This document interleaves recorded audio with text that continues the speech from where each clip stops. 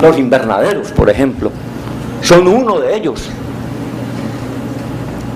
Mientras Francia produce 161 toneladas por hectárea de tomate, Ecuador produce 20. ¿Qué quiere decir eso? Que 161 toneladas de tomate las produce Francia en una hectárea y Ecuador necesita 8. O sea, necesitamos 8 veces más superficie, 8 veces más insumos, 8 veces más dinero, y por lo tanto no somos eficientes.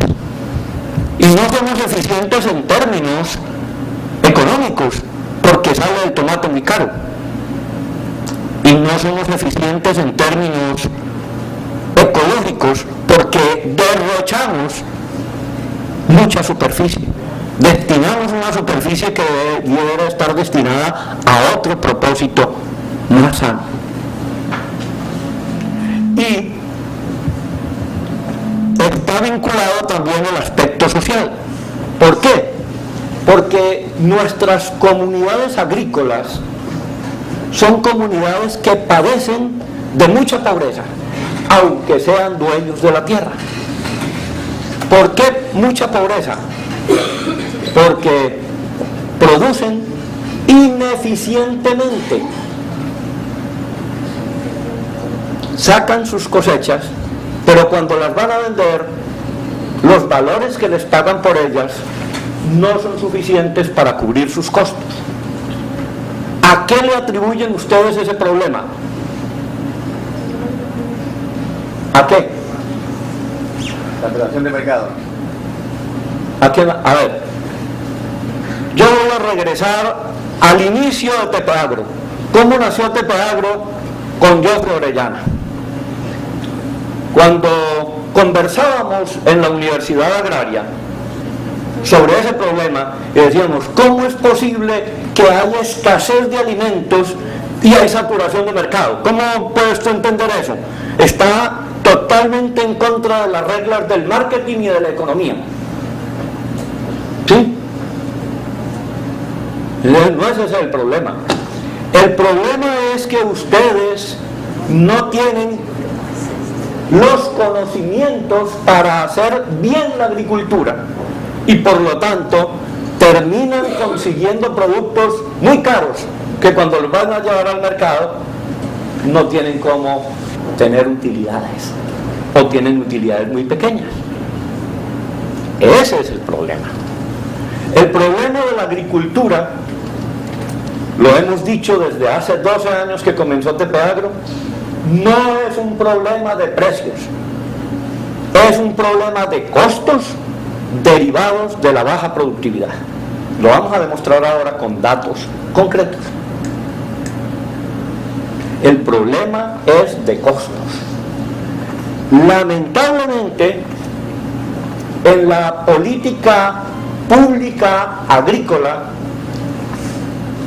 se ha hecho lo contrario de lo que normalmente le enseñan a uno en el colegio y en la universidad.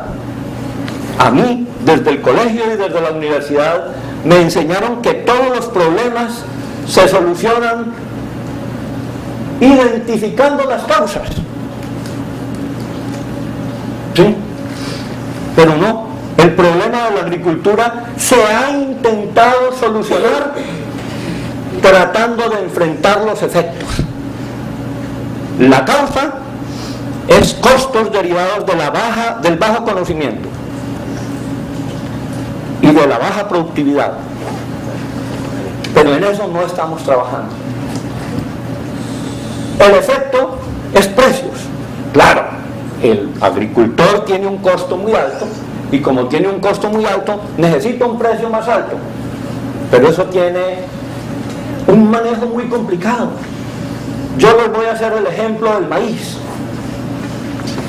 Ustedes tienen, aquí mismo en el Ecuador hay productores que sacan 7 y 8 toneladas por hectárea de maíz en la zona del Quevedo. Pero la inmensa mayoría de productores de maíz en el Ecuador sacan entre 1,5 y 2 toneladas por hectárea. La inmensa mayoría, yo diría que más del 90%, sacan entre 1,5 y 2 toneladas por hectárea.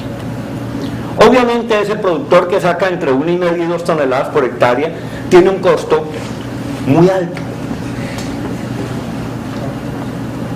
Cuando le pide al gobierno, a cualquier funcionario del gobierno, para que le ayuden con el precio, entonces perfecto, el gobierno dice, bueno, vamos a subir el precio, pero ¿qué pasaría con los pollos y con los huevos si tuvieran que comprar para producir pollos y huevos ese maíz tan caro?